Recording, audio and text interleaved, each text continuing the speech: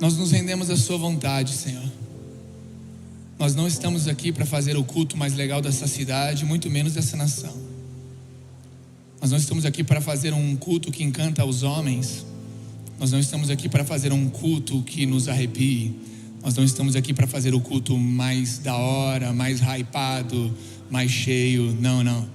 Mas nós estamos aqui para fazer o culto que existe verdadeira devoção ao Senhor, no qual nós temos duas posturas: ou te damos toda a atenção, ou estamos pedindo perdão por o Senhor não ser dono de nossa atenção. Existem somente dois caminhos, Senhor, neste culto genuíno e verdadeiro: ou te entregando toda a nossa atenção e devoção, ou pedindo perdão ao Senhor, porque o Senhor ainda não é dono de nossa plena atenção e verdadeira devoção. Porque assim sabemos que o Senhor recebe um coração quebrantado, um coração arrependido, um coração apaixonado, um coração que queima, um coração que te espera, um coração que te contempla. Nos dê, Pai, a graça de partilhar da sua palavra, e não esperamos nenhuma palavra que seja maior do que a Bíblia naquilo que já está escrito. Não existe, Senhor, repetimos e repetimos que não existe pregação maior do que a sua Bíblia. Obrigado por isso. Obrigado pelos anunciadores do Evangelho, mas obrigado por nos dar uma Bíblia maior do que aquilo que nós falamos. E ela nos norteia, ela nos endireita, ela nos fundamenta. Obrigado pela sua Bíblia, Deus. Obrigado porque 2000 anos após a sua morte, Jesus, ainda temos esse livro. Mas também pedimos para que o Senhor nos regue ainda mais do que já está neste lugar, com o seu Espírito Santo nos guiando à verdade, porque a sua palavra diz que Ele nos guiaria a toda a verdade. Amamos as letras e aquilo que está escrito, a doutrina, mas ela somente tem vida com o teu Espírito Santo nos guiando. Encha cada um que está neste lugar, coloque boas sementes e verdadeiras nas minhas mãos para derramar, e faça com que a terra de cada coração aqui esteja limpa, preparada para que haja fruto e colheita de 30, 60 e 100 por um sobre a casa daqueles que aqui estão. Leve embora todas as ideologias, todas as opiniões, leve embora todos os achismos, toda a humanidade, e nos revele a sua santidade, a sua doutrina e o seu poder, em nome de Jesus. Aqueles que assim desejam, digam comigo amém. Aplaude o nome de Jesus.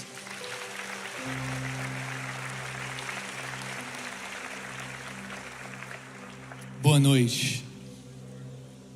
Se você puder abrir comigo em João capítulo 9.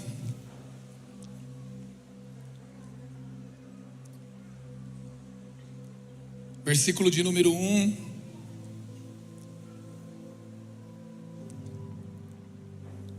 O tema dessa pregação é: abra os olhos e veja ao lado. Em João capítulo 9, versículo 1, fala assim: eu convido você a deixar esse capítulo aberto na sua Bíblia, de papel ou digital, durante todo o culto, que a gente vai caminhar por ele todinho. Enquanto Jesus caminhava, viu um homem cego de nascença. Fale comigo, cego de nascença.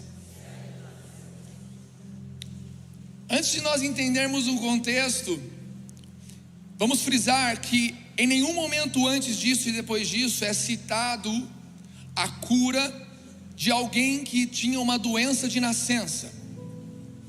É o primeiro e único relato bíblico de alguém que é curado de algo que carregava do seu nascimento, um problema que vinha do seu nascimento. É uma doença de nascença que, nos termos mais contemporâneos, é chamada de uma doença congênita. E a doença congênita que esse homem carregava, no significado dela no português, uma doença congênita é aquela que está presente na ocasião do nascimento, podendo ser decorrente de uma alteração nos genes e repassada de pais para filhos, ou também causada por fatores externos ambientais, como infecções, consumo de drogas, medicações ou alguma interferência no útero, por exemplo. Então Jesus ele encontra com alguém que carregava uma doença assim, uma doença que ela era transferida ou de pai para filho, ou era algo que era derramado na criança, no bebê, de um pai, de uma mãe, do gene, ou pela circunstância onde esses pais habitavam, ou algo circunstancial, o consumo de drogas, algo ambiental, uma infecção. E havia então uma interferência no útero. Por uma interferência ali no útero, então uma criança nasce com uma doença congênita, uma doença de nascença. E esse é o único momento na Bíblia, é a única passagem, nenhum dos outros evangelhos conta sobre esse milagre, apenas João relata a cura de um cego de nascença, um homem que é doente de forma congênita. E quando a gente fala de uma doença desse tipo, a gente fala de algo que é carregado do berço, da família. E quase todos nós, a maioria das crises que nós temos hoje, das dúvidas, das falhas, nós conseguimos achar respaldo em nossos pais, em nossa casa. Quase tudo que você olha para si mesmo e percebe que falha, que erra, ou um problema que você carrega em sua vida, é muito fácil você identificar que isso vem da sua casa. Quase tudo. É muito fácil você dizer: isso veio lá de casa, ou isso veio da casa da minha esposa, ou isso veio da casa. É muito fácil nós identificarmos problemas, defeitos que carregamos de nossos lares, que vêm dos nossos pais ou da circunstância no qual nós vivemos.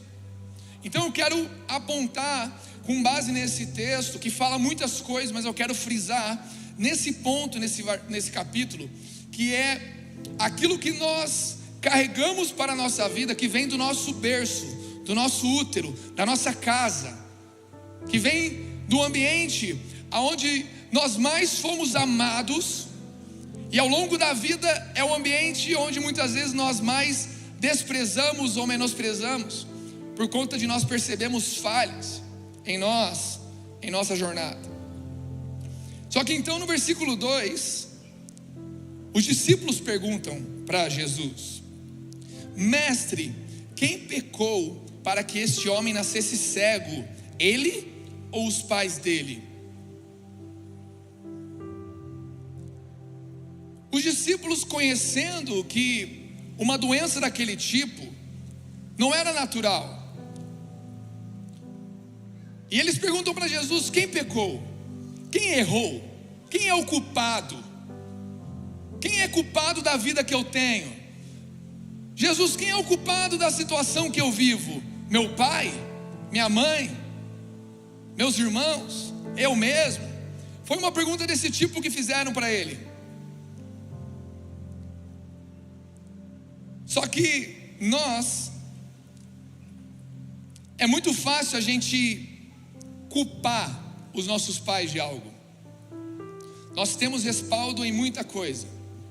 Agora Jesus, o Deus unigênito, o Filho de Deus, unigênito e depois primogênito, o Deus encarnado, Ele era perfeito, não havia pecado nele. Se tem alguém que tinha um pergaminho, um livro infinito de pecados para citar sobre eles, era Jesus. Jesus poderia olhar dentro de tantos pecados que o pai e a mãe carregavam, ou aquele cego, escolher 1, 2, 10. Jesus tinha uma lista ali para poder falar. Ele era o padrão perfeito. Se Jesus ele se compara a qualquer um de nós, uma coisa que é muito clara é o tanto de defeitos que temos perto dele. Só que o mais incrível é a resposta de Jesus. Versículo 3: nem ele pecou, nem os pais dele, mas isso aconteceu para que nele se manifestem as obras de Deus.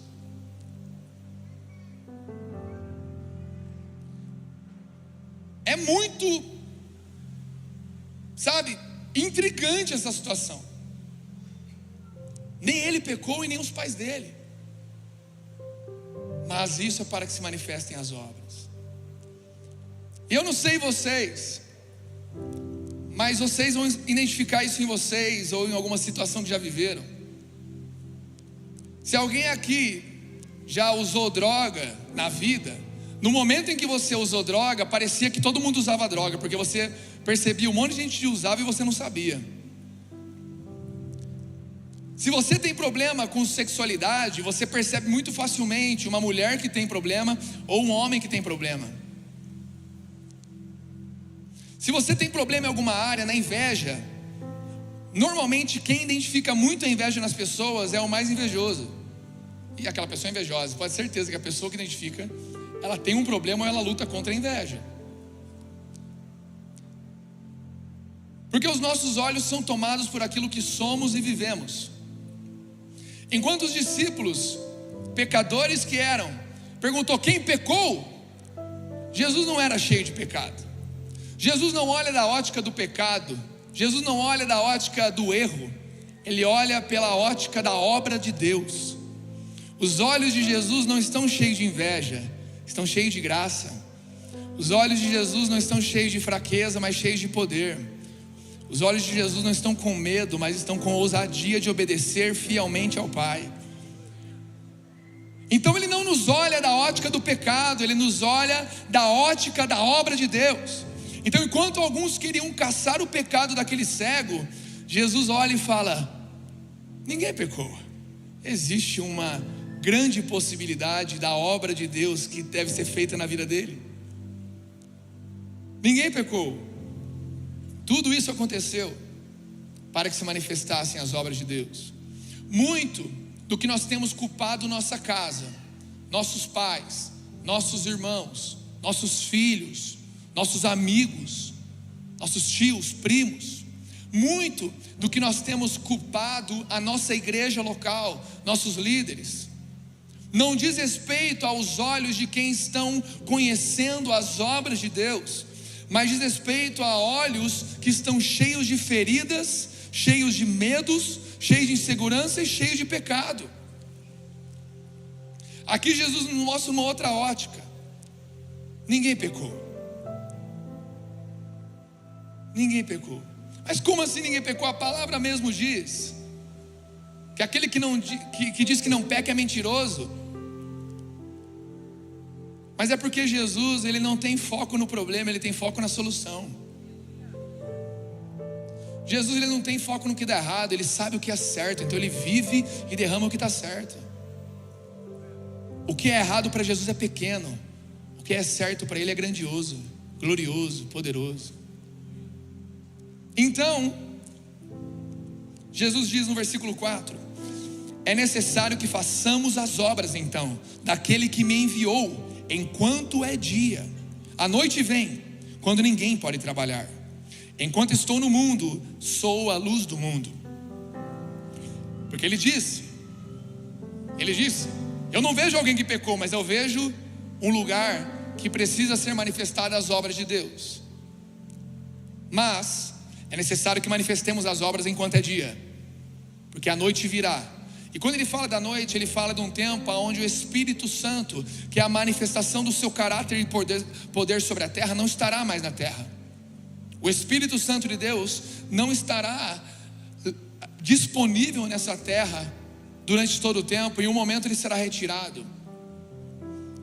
E Ele é a manifestação de Jesus hoje.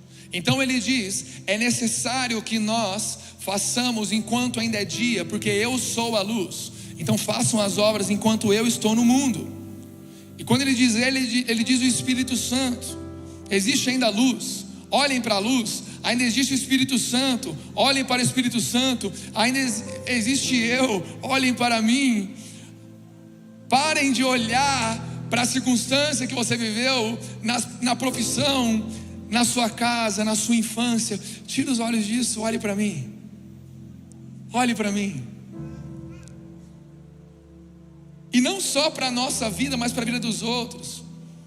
Quantas vezes a gente vira e fala para alguém que erra, e o problema é que você não governa, que você é isso, você é aquilo, você é aquilo, você é aquilo outro.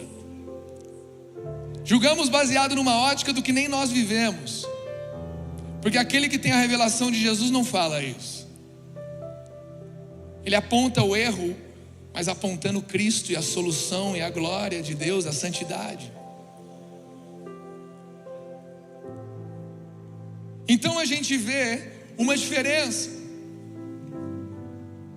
Então depois que Jesus ensinou isso, versículo 6, Jesus cuspiu na terra, fez um cuspe, e fez lama com a saliva, e com a lama untou os olhos do cego, o cego de nascença. Imagina, ele cuspiu lá, fez lá um creme de amendoim, uma pasta de amendoim ali para fez lá uma pastinha e colou no olho dele. E a palavra diz no versículo 7: então disse ao cego: vá lavar-se no tanque de Siloé. Em quase todos os milagres que Jesus manifesta, em quase todos, ele pega e a pessoa é curada instantaneamente. Em quase todos os milagres. Mas nesse, ele tira um pedaço dele, porque a saliva dele representa o DNA dele, representa uma porção de Jesus, representa uma fagulha de Jesus. Sabe aquela porção de Jesus que ele derrama em nós a cada domingo, a cada quarta-feira, a cada GC que está para voltar, aleluia? Quantos estão felizes? Aleluia. Aquela porção que ele derrama, então ele derrama uma porção nele. Só que o curioso é que a porção de Jesus não cura instantaneamente. Ele fala: agora vá lavar-se no tanque de Siloé.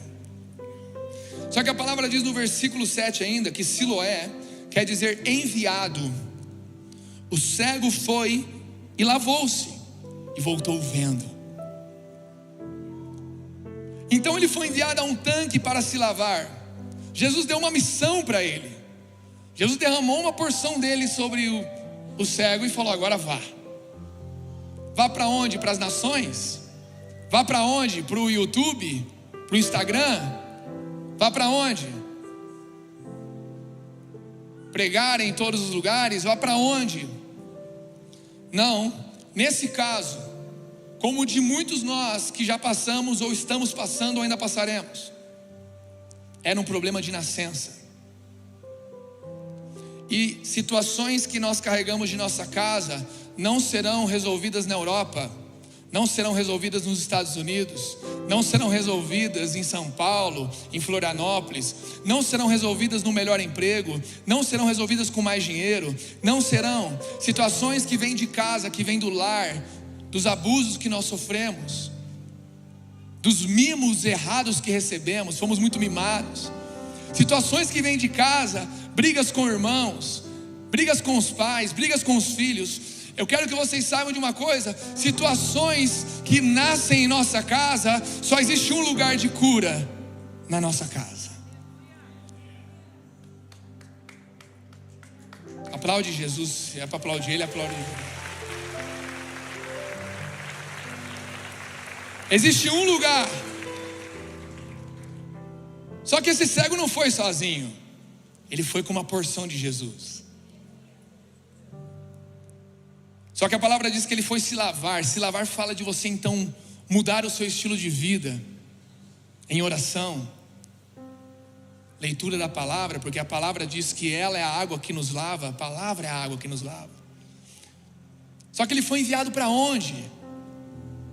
Olha o versículo 9, versículo 8 agora, para onde ele estava ali.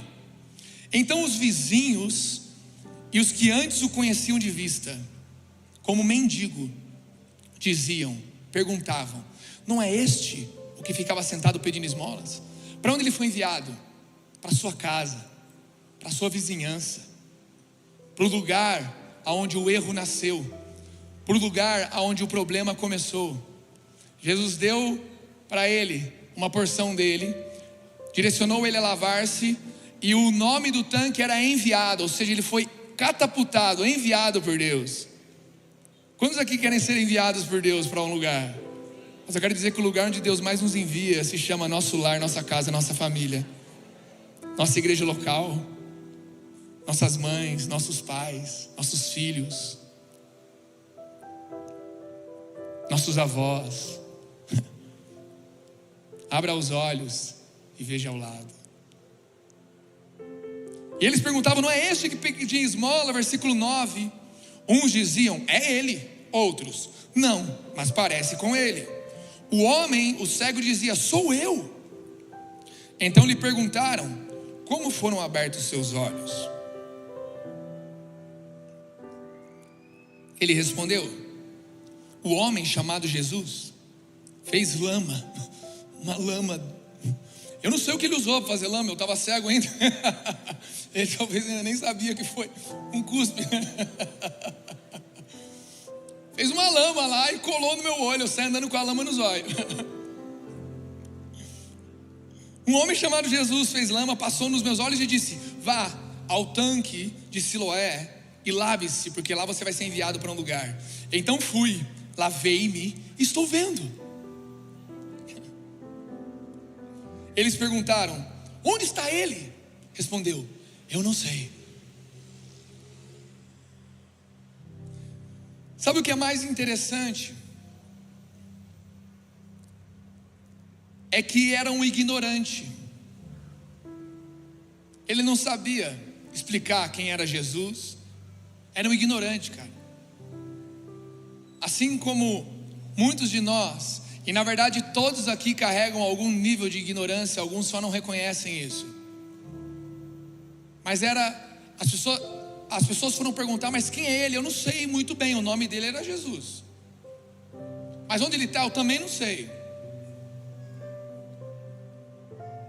Mas as pessoas que começaram a perceber o que estava acontecendo nele, fale comigo, foram os de perto. Fale, foram os de perto. Só que também os olhos dele se abriram para ver quem era a mãe e o pai dele, quem eram os irmãos dele, quem era aqueles que estavam perto. Nós estamos gastando energia demasiada procurando a solução de nossas vidas em YouTube, em Instagram, em palestras e até em pregações. E muitas dessas soluções estão em nossa casa. Muitas estão em você olhar para sua mãe, olhar para o seu pai, olhar para os seus irmãos, olhar para os seus filhos, para os seus avós, para os seus primos, para os seus tios, para os seus vizinhos, para o seu GC. Amém?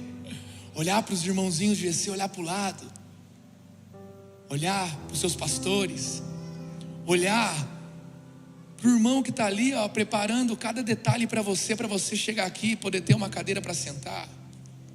Olhar. Nós estamos procurando no mundo o que está em nosso lado. Estamos procurando nos grandes homens o que os pequeninos ao nosso redor estão carregando.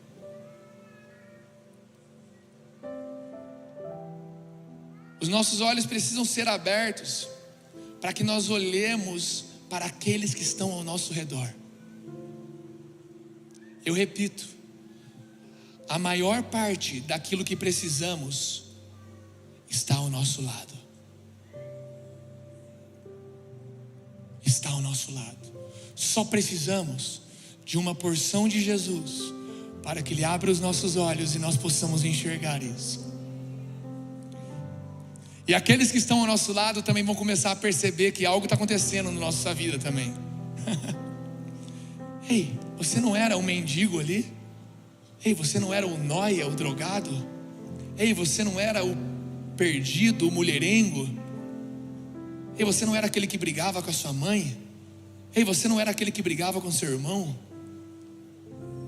Você não era aquele que mentia, aquele que caluniava?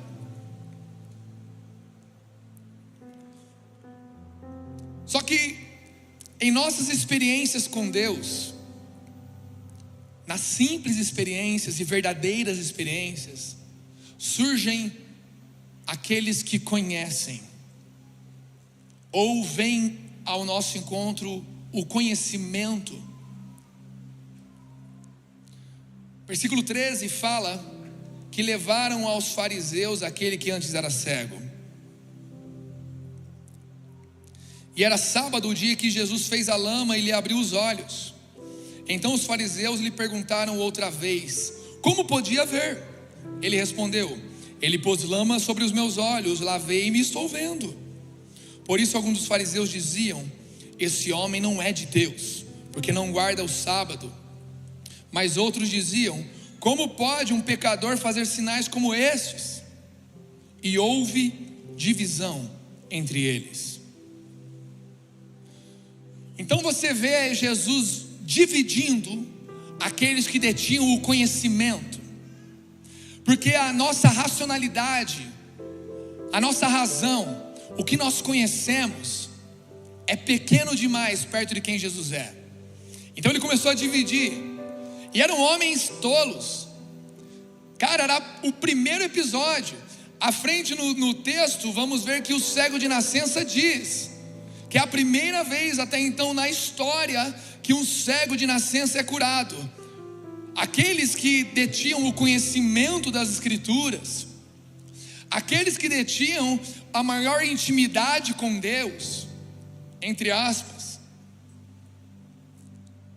eles ficaram mais preocupados em protocolos, porque ele fez aquilo num sábado. E num sábado, por exemplo, em judeu não era permitido fazer lama, não era permitido fazer mistura. Se você fosse comer algo que era misturado, você comia sem misturar. Era proibido fazer mistura no sábado. O fato dele ter feito lama no sábado, isso que foi um Yakult de lama, né? Pecador, não guarda o sábado.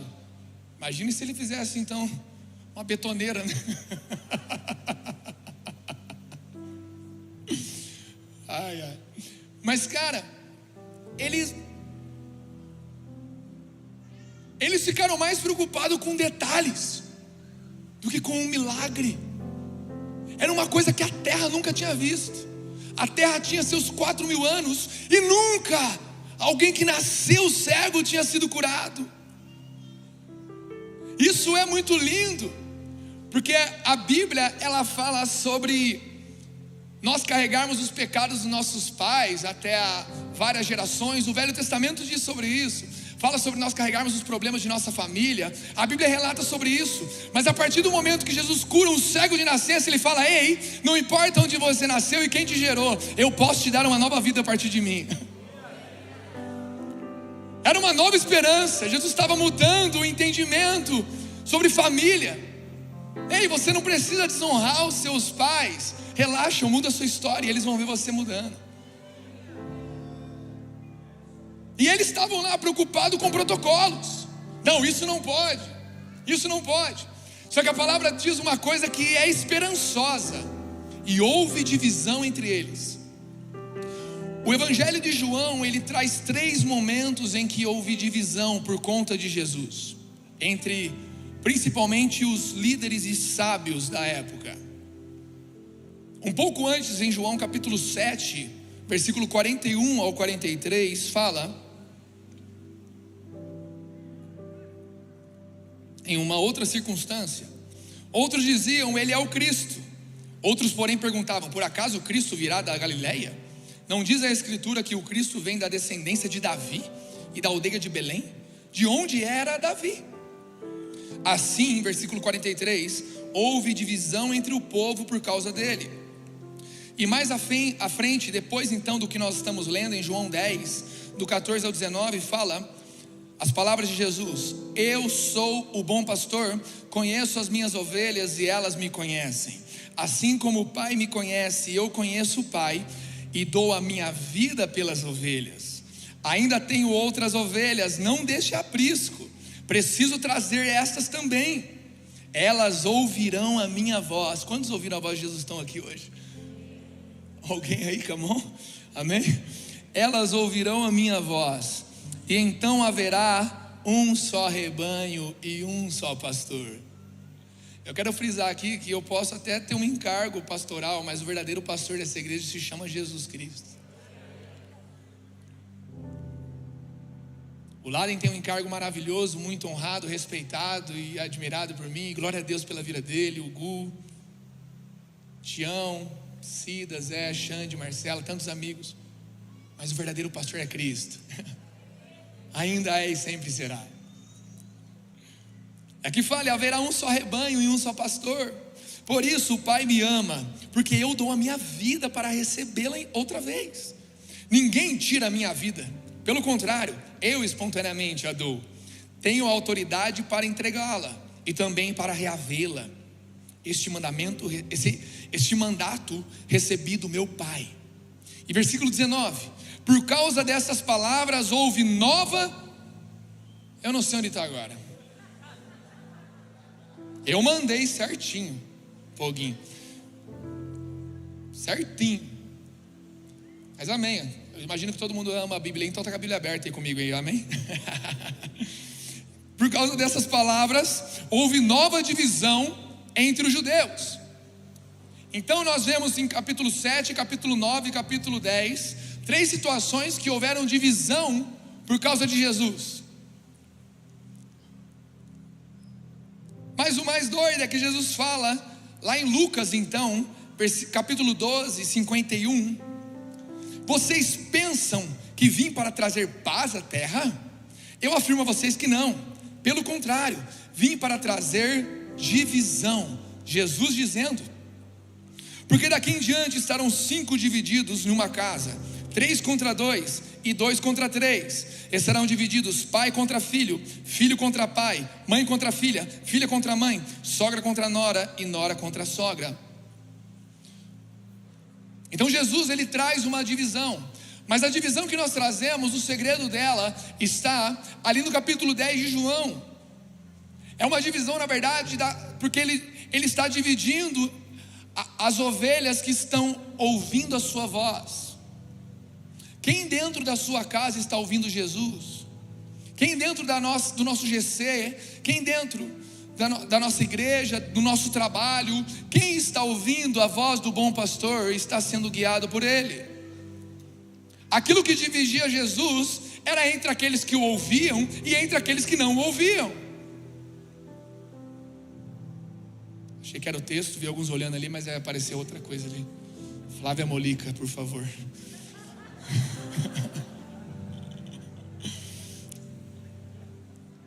Então a maior divisão, só que lá na minha casa isso já aconteceu.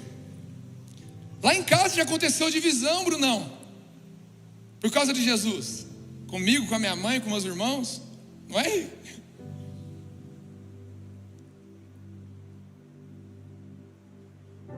Só que tem um problema, que nós vamos falar já já. Já já a gente volta a falar sobre essa divisão que acontece em nossas casas. João capítulo 9, então, voltando no 17.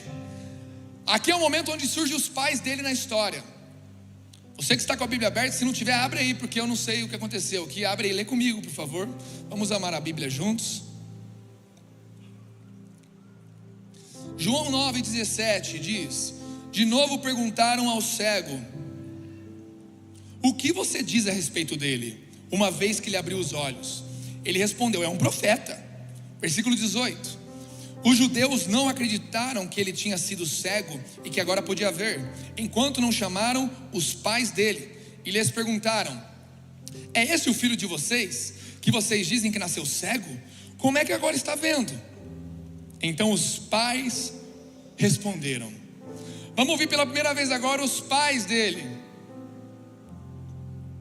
Sabemos que este nosso filho, que este é o nosso filho e que nasceu cego, mas não sabemos como agora ele está vendo, e também não sabemos quem lhe abriu os olhos. Perguntem a ele, pois já tem idade e poderá falar por si mesmo. Versículo 22: os pais dele disseram isso porque estavam com medo dos judeus, pois estes já tinham combinado que se alguém confessasse que Jesus era o Cristo, seria expulso da sinagoga. Versículo 23: foi por isso que os pais dele disseram: ele já tem idade e poderá falar por si mesmo. Olha uma situação familiar acontecendo aqui. Os pais dele estavam com medo. Era um menino, perante religiosos, perante uma circunstância ali. Eles já acabaram de receber uma cura, era para ele estar numa festa. Era para os pais estarem fazendo uma festa. Meu filho agora vê, era cego agora vê. Mas ele estava em uma situação caótica e os pais chegam. Só que a Bíblia fala que os pais ficaram com medo, porque sabiam que os judeus tinham dito que seria expulso da sinagoga aquele que confessasse a Jesus. Então eles falam: fale com meu filho, ele já tem idade. Nós vemos aqui pais frágeis, pais fracos, pais que não protegem, pais que não blindam. Só que fale comigo assim: todas as coisas cooperam para o bem daqueles que amam a Deus. Até a fraqueza dos nossos pais cooperam para onde nós estamos chegando. Por mais que eles tenham sido fracos, e o mais doido é que então quando você é pai, você vê o tanto que você também é fraco. Eu dizia de boca cheia que minha mãe era uma fraca. Quando eu virei pai, eu falei: meu Deus, eu também sou. E a grande verdade é que nós pais e os nossos pais, nós mais erramos do que acertamos. Mas a coisa que nossos filhos mais precisam ver não é pessoas perfeitas que não erram, mas é pessoas que aprendem. Os nossos filhos aprendem muito mais com a gente aprendendo do que com a gente ensinando. Tem coisas que ensinamos, mas tem muito mais que aprendemos. Porque um pai, ele aprende muito mais do que um filho. Cada momento da vida do Theo e da Tatá me ensina. A não ser que você esteja com os olhos vendados, mas abra os olhos e veja ao lado, porque os seus filhos estão te ensinando, os seus filhos estão te discipulando, os seus filhos estão te forjando. E nós somos fracos. Pais, não se culpem, não se acusem, porque eu também sou fraco como pai. Só que Deus, ele é tão glorioso que os pais, mesmo em sua fraqueza, eles catapultam o filho. Porque o pai estava com medo, mas ele diz: fale com ele porque ele já é maior de idade. Sem eles saberem, eles deram um destino para o filho dele. Fale com ele, ele já é maior de idade. No medo deles, na fraqueza deles, eles catapultaram o filho deles para o propósito. Então chamaram pela segunda vez, versículo 24, o homem que tinha sido cego, e lhe disseram: diga a verdade diante de Deus, nós sabemos que esse homem é pecador. Voltou. Sabemos que esse homem é pecador. Quem? Jesus. Sabemos que Jesus é pecador, diga a verdade. Ele respondeu: se é pecador, eu não sei. Uma coisa sei, eu era cego e agora vejo.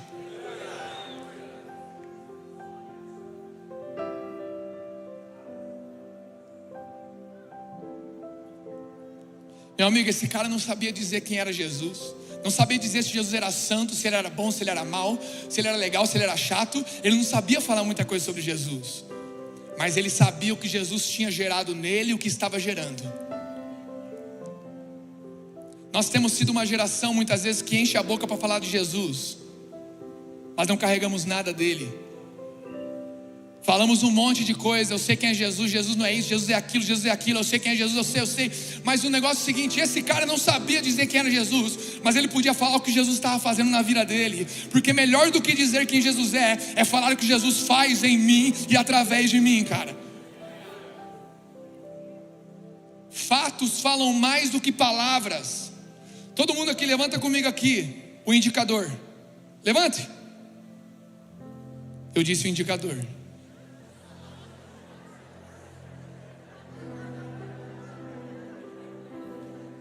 Essa eu aprendi com o Gustavo Paiva. Fatos falam mais do que palavras. As pessoas aprendem muito mais pelo que elas veem do que pelo que elas ouvem. Talvez alguns de nós tenham falado muito, mas a questão é o que Jesus está fazendo na sua vida. Eu não falo para que você diga, mas para que você manifeste a obra de Jesus na sua vida. Melhor do que palavras são fatos. Eu disse indicador, mas todo mundo levantou o dedão. Chegou a hora da gente diminuir nossas palavras e começar a deixar Jesus gerar fatos de verdade do céu em nossas vidas, cara. E sabe onde isso começa, onde isso mais acontece?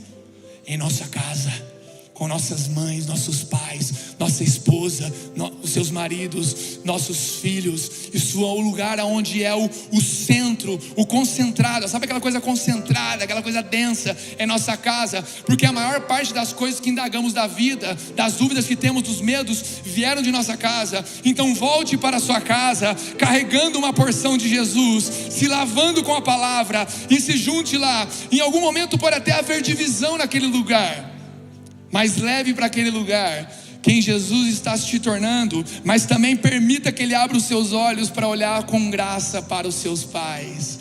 Permita que Ele abra os seus olhos para olhar com graça para os seus irmãos. Permita que Ele abra os seus olhos para olhar. Quem pecou, ninguém pecou, é a obra de Deus. Quem errou, ninguém errou, é a obra de Deus que vai manifestar aqui. Quem é errado nessa casa, não. Olhe para os céus e veja: a minha casa e eu serviremos ao Senhor.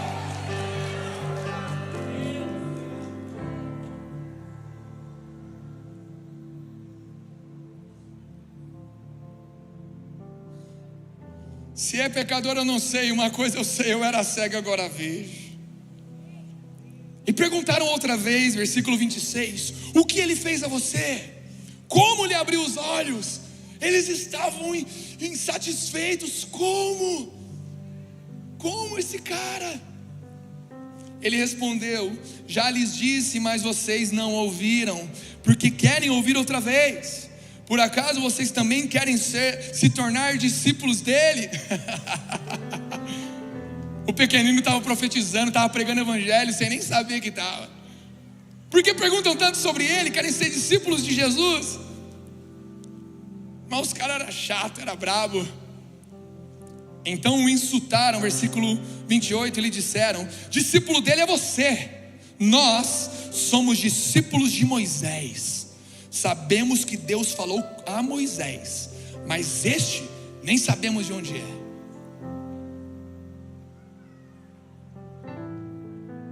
Somos discípulos de Moisés. A grande verdade é que se eles fossem de fato discípulos de Moisés, eles teriam a comunhão com Deus que Moisés tinha e reconheceriam que Ele era o Cristo. Se eles fossem de fato discípulos de Moisés, eles não se apoiariam no fato de ser discípulo de Moisés, mas sim de viverem como Moisés viveu. Nós temos essa geração maravilhosa que aprendeu sobre a casa paternal, sobre paternidade espiritual, é muito bom. Mas porém alguns de nós podem falar, ou já falou, ou ainda fala: eu sou discípulo do Leandro, eu sou discípulo do Marcos, sou filho espiritual do Marcos, filho do Lê, filho da Poema, eu sou filho dessa casa maravilhosa, eu sou aquilo. Quem você pensa que você está falando, cara? Eu tenho paternidade, você nem tem. Minha paternidade, a questão não é qual é a nossa paternidade, mas o quanto estamos imitando a devoção daqueles que são nossos pais.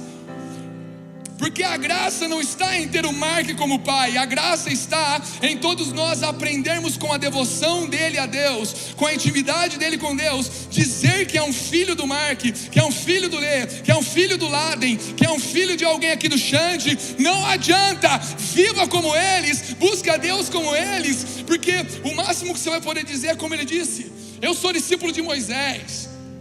E sabemos que Deus falou com ele. Olha a resposta: sabemos que Deus fala com Laden. Eu sou discípulo do Laden.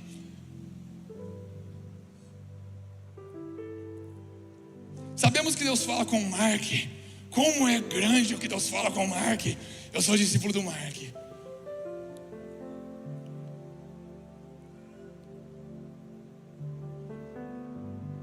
Esses homens são maravilhosos. Eu honro a vida dos homens que me inspiram, me confrontam, me consolam. O Lê, o Mark e tantos outros que aqui estão, irmãos, pastores, líderes, amigos. Mas esses homens se apoiavam ao título daqueles que o guiavam. Um orgulho de ser da Poema, um orgulho de ser filho espiritual, um orgulho de ter paternidade. Agora, sabe qual é a maior treta muitas vezes? Quantas vezes nós já aplaudimos uma renúncia do Leandro, Vimos ele renunciar, ele semear, ele abrir mão de algo, ele perder. E nós aplaudimos, uau. Mas é muito mais difícil aplaudir as conquistas dele, né? Mas na hora de viver, a gente não quer as renúncias deles, a gente quer as conquistas. A gente quer o que esses homens têm, mas não quer viver como eles vivem. Mas aplaudimos o que eles vivem e não o que eles têm.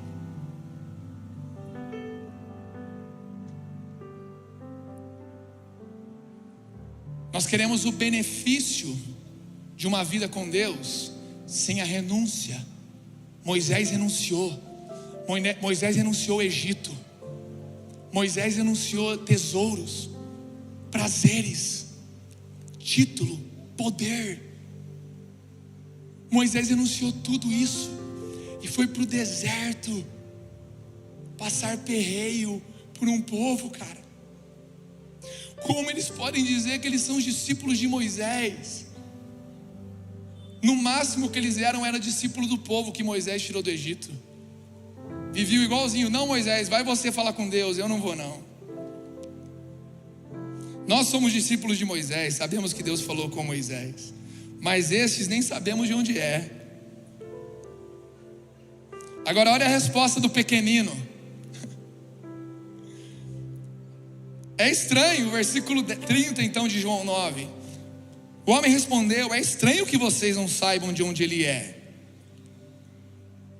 Como vocês vivem como Moisés e não sabem de onde ele é? É estranho, vocês não são sabichões, não são os que sabem tudo.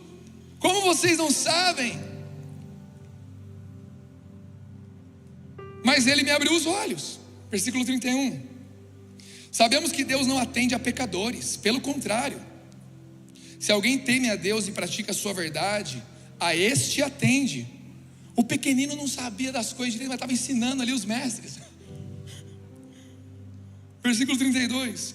Desde que o mundo existe, jamais se ouviu falar que alguém tenha aberto os olhos a um cego de nascença.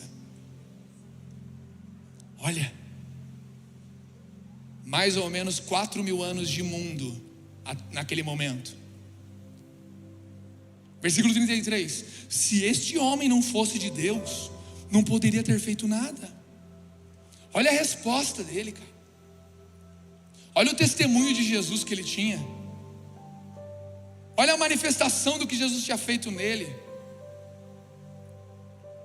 Mas a grande verdade é que aqueles que se apegam ao seu entendimento, aqueles que se apegam à sua sabedoria, sempre têm uma resposta para fugir daquilo que é a verdade. Versículo 34. Mas eles disseram, os fariseus: você nasceu cheio de pecado e quer nos ensinar? E o expulsaram.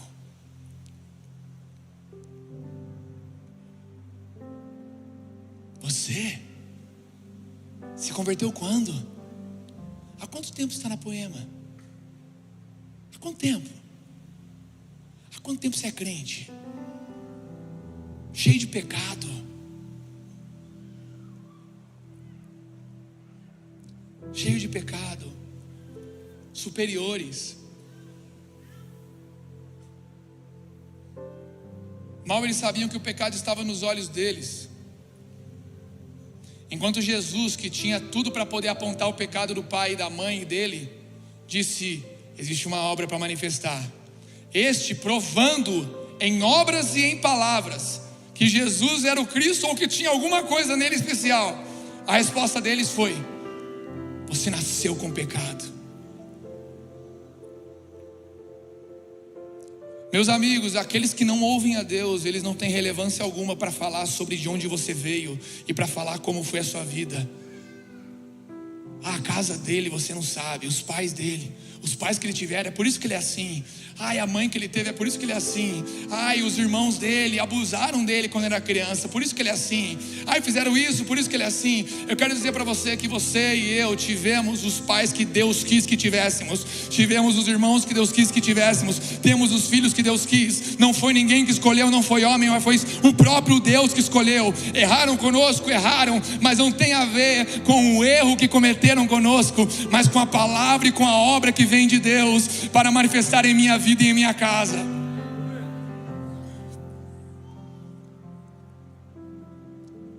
Só que uma grande verdade é que naquele processo de divisão que existe em nossas casas, já vou falar sobre isso. Vou falar disso aqui primeiro, que é mais legal. Guarda aí, não deixa eu esquecer. João 9, então 35. O homem foi expulso então, né, cheio de pecado. Jesus, olha aí, a gente leu a história inteira e Jesus foi lá, colocou a laminha no olho, mandou ele embora e não ouvimos mais falar de Jesus na história. Ele não apareceu mais. Agora é Jesus aparecendo de novo na história. Jesus ouviu que eles tinham expulsado o homem e ao encontrá-lo perguntou: você crê no Filho do Homem? Ele respondeu: quem é, Senhor, para que eu creia nele? Cara, era um ignorante. Eu não estou aqui para fazer uma apologia à ignorância, mas era um ignorante que estava chamando a atenção de forma positiva de Jesus. Carregava algo de Jesus. Não conspirou contra os pais quando os pais erraram com ele. Não quis ficar teimando, brigando com os fariseus. Ele não ficou ali discutindo, não, ele só falou: cara, eu não sei. Eu só sei que esse homem tocou em mim, mandou me lavar, fez uma laminha lá e eu estou vendo. Ele não ficou perdendo tempo discutindo quem sabia mais. Ele só falava: eu não sei, cara, eu só vejo.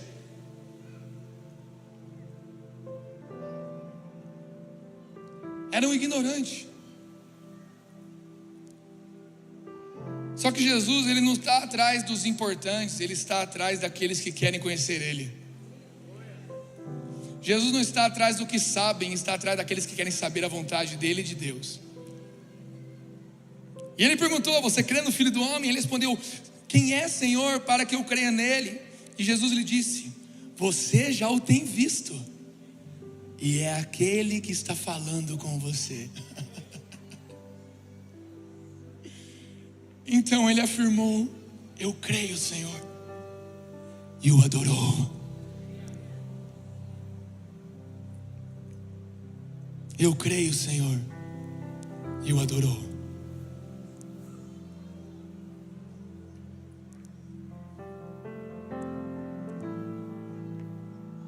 Eu creio e o adorou.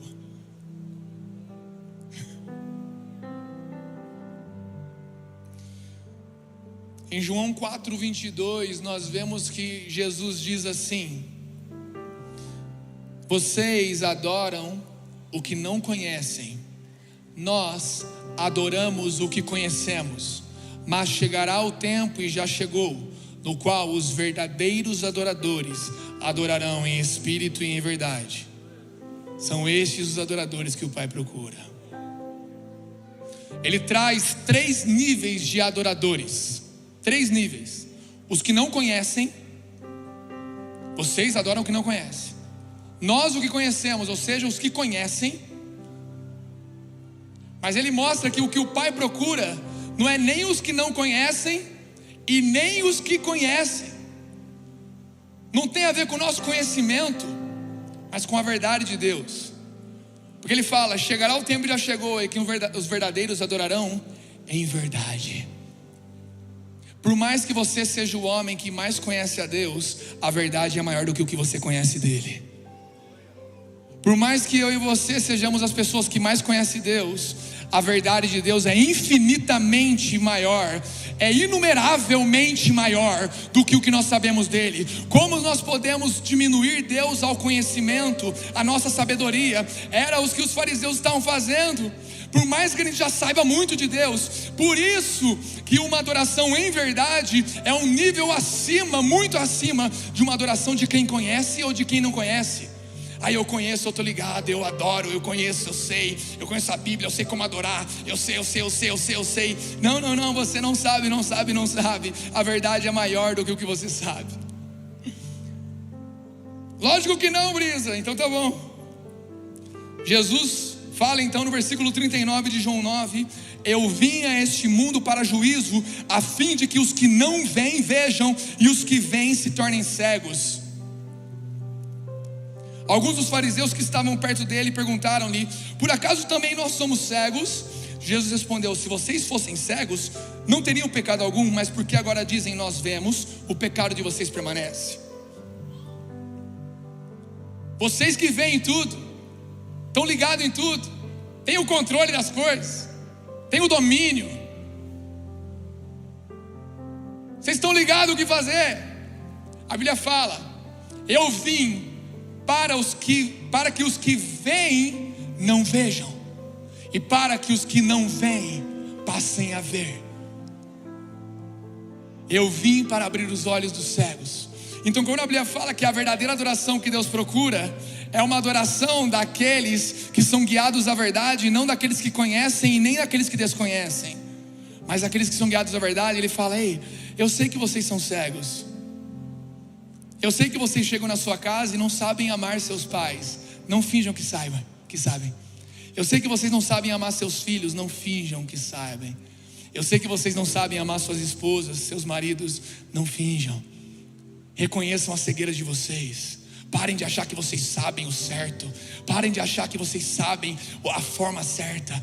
Se façam cegos, reconheçam a cegueira, e eu lhes darei a minha visão, os meus olhos. Eu colocarei da minha porção sobre você. Mandarei você para sua casa e falei: vai lá, que agora você vai ver com os meus olhos. Vai lá. Então não vai ser um superior que vê, porque muitas vezes uma divisão que acontece na casa de um crente com sua família é um crentão, um crentalhão que chega lá: eu sou superior à minha família, eu oro, eu não sei o que, eu faço aquilo, eu estou superior à minha casa, eu sou melhor que a minha mãe, eu estou com Deus, eu sou melhor que meus irmãos. Mas a grande verdade é que quem pega uma partícula de Jesus, leva para sua casa, não chega lá para julgar ninguém, não chega lá por cima, não chega lá como aquele que vê, mas chega lá como aquele que sabe que é cego. A verdade é que você está na sua casa não para dizer que você vê, mas você está na sua casa porque você é o primeiro lá a saber que é cego e precisa dos olhos do alto. Então você não chega por cima, você chega por baixo. É um cego querendo ver, não um cara que vê querendo falar as coisas. É um cego ali: como eu amo minha mãe, como eu perdoo ela, como eu amo meu irmão, como eu perdoo ele, como eu perdoo minha esposa, e tudo isso vai nos moldando. Jesus vai dando a cada culto, a cada GC, a cada encontro, a cada momento de oração, uma partícula dele nos dá dos teus olhos. A gente se lava com a palavra, se lava, e nós chegamos na nossa casa para aprender como perdoar, como amar, como lavar os pés, como entender que não é quem pecou, é quem tem a obra, e a luz ainda está na terra para manifestar as obras naquele lugar. É como chegar lá, não como o grande, mas como o pequenino que olha e fala: eu não sei amar. A diferença é que aqui em casa todo mundo acha que sabe. Eu sei quem sabe, mas eu não sei. E eu estou mergulhado, adorando, não o que eu conheço, mas em verdade. E a palavra fala que também é em espírito, porque o espírito é aquele que nos guia à verdade. Nós não sabemos adorar a Deus, mas precisamos que o espírito nos guie ao Deus verdadeiro.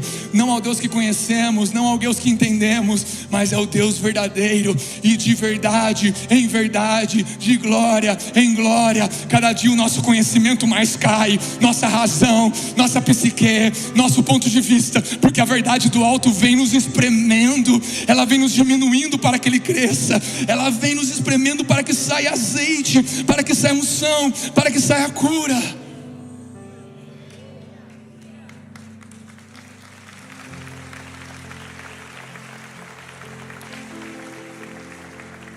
Mas aonde que está isso, Brisa? Em nossas casas, no ambiente mais desprezado por todos nós. É muito fácil amar vocês, que eu vejo a cada mês, a cada semana. A minha esposa é todo dia tendo que perdoar, aprender, ensinar. Meus filhos, minha mãe. Hoje estou aqui com o Rick, meu irmão mais novo.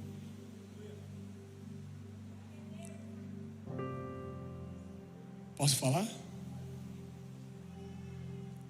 Faz 6 meses que ele estava numa clínica de recuperação. Hoje é o primeiro dia que ele está fora. Eu não sabia que ele iria estar aqui para eu pregar essa mensagem.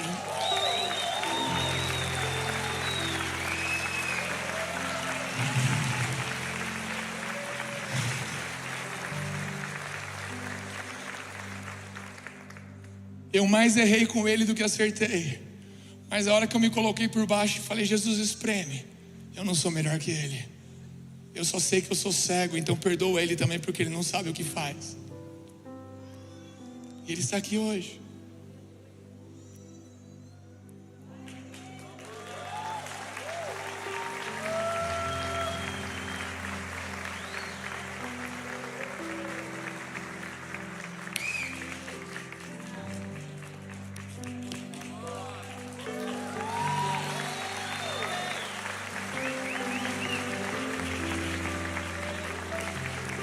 Aqui é o lugar da cura. Eu já machuquei muito ele, ele já me machucou muito. Mas aqui é onde eu pego a parte de Jesus e levo. E aprendo a amar, a perdoar. Seja cheio de Deus, cara.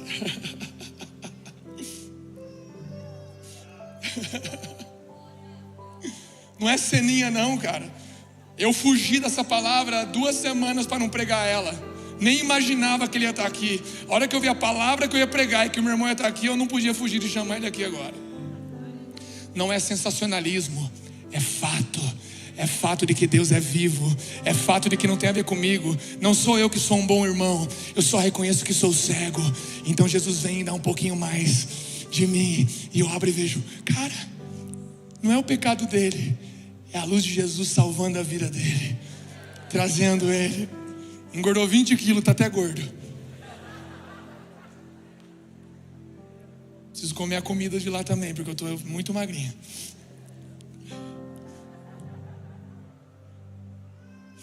Então a divisão que Jesus causa numa casa não é entre melhores e piores, mas é entre ovelhas e não ovelhas. E os que são ovelhas, eles não vêm por cima, eles vêm por baixo. Eles vêm aprendendo, não como mestres. Eles não chegam numa casa como que sabe, mas como quem aprende. Então à medida que as pessoas veem você aprendendo, crescendo, é à medida que elas vão vendo Jesus e falam: peraí, o que está acontecendo? Quantos pais vieram aqui porque seus filhos mudaram? Algum pai aqui veio porque viu mudança no seu filho? Quantos mais? Aleluia. Aleluia, obrigado. Algum filho veio aqui porque viu uma mudança nos seus pais? Algum filho veio aqui? Esse é o Evangelho. Antes do Evangelho ser o Evangelho das nações, ele é o Evangelho das casas. Esse é o Evangelho, cara.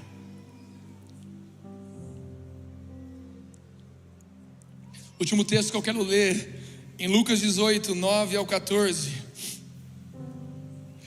Jesus também contou esta parábola para alguns que confiavam em si mesmos. Olha para quem ele contou essa parábola: para quem confiava em si mesmo, para quem acha que vê, para quem acha que enxerga e entende.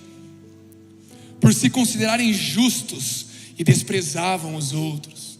Eu já desprezei o meu irmão por me considerar justo. Já desprezei a minha mãe que está ali também. Mas Jesus tem me ensinado a viver assim, como o outro homem dessa parábola. Para alguns que confiavam em si mesmo, ele contou isso por se considerarem justos e desprezavam os outros.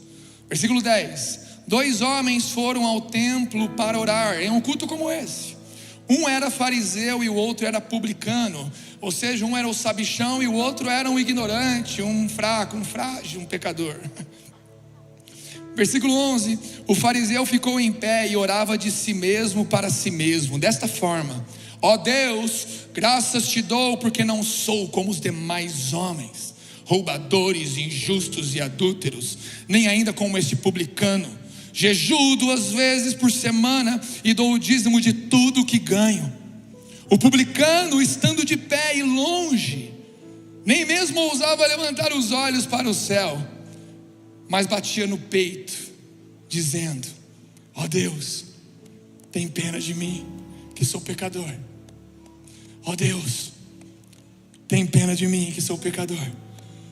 Jesus disse então: digo a vocês que este, ou seja, o que reconheceu que era cego, o que se humilhou, digo a vocês que este desceu justificado para onde? Para onde? Fale mais alto, para onde?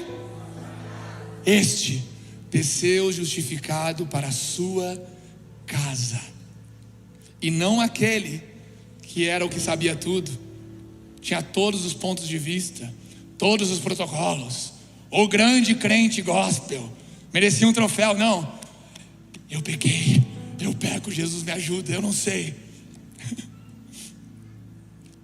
Digo a vocês que este desceu justificado para a sua casa e não aquele, porque todo o que se exalta será humilhado, mas o que se humilha será exaltado.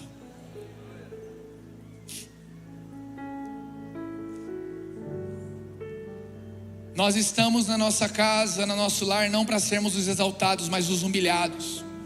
Mas à medida que nos humilhamos, Deus nos exalta. Sabe qual é o desafio então quando Deus nos exalta? É continuar se humilhando, porque se eu me apegar à exaltação, Ele vai me humilhar.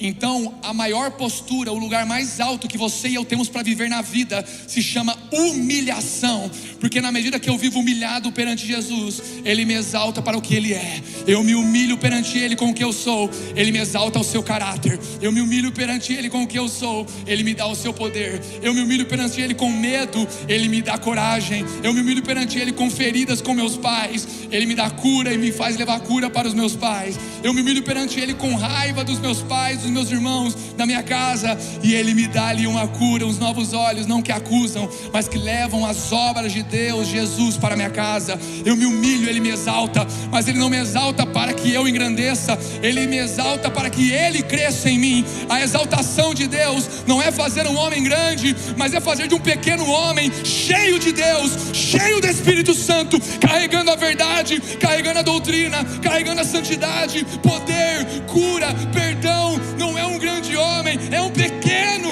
em sua casa, é um pequeno em sua igreja, é um pequeno em seu GC. Não, o evangelho não é para os importantes e grandes, é para os humilhados, que são exaltados porque são cheios de Deus. E o lugar onde tudo começa se chama nossa casa, nossa igreja local.